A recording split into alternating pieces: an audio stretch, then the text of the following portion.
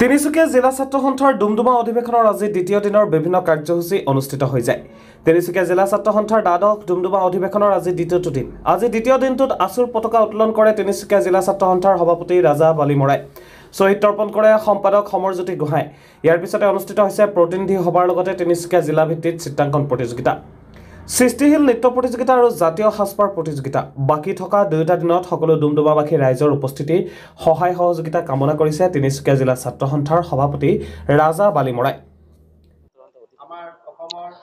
সদৌ তিনিচুকীয়া জিলা ছাত্ৰ সন্থাৰ দ্বাদশ ডুমডুমা অধিৱেশনৰ আজি দ্বিতীয় দিন আৰু দ্বিতীয় দিনৰ আজি কাৰ্যসূচী অনুসৰি পতাকা উত্তোলন শ্বহীদ তৰ্পণ অনুষ্ঠান আমি ইতিমধ্যে হৈ গৈছে আৰু আমি ইয়াৰ পিছতে আমি বিভিন্ন ধৰণৰ প্ৰতিযোগিতাসমূহ হ'ব আৰু এই প্ৰতিযোগিতাসমূহত আমি ডুমডুমাৰ লগতে তিনিচুকীয়া জিলা ছাত্ৰ সন্থাৰ ছাত্ৰ ছাত্ৰীসকলৰ ৰাইজৰ আমি সহায় সহযোগ বিচাৰিছোঁ আৰু তেখেতলোকে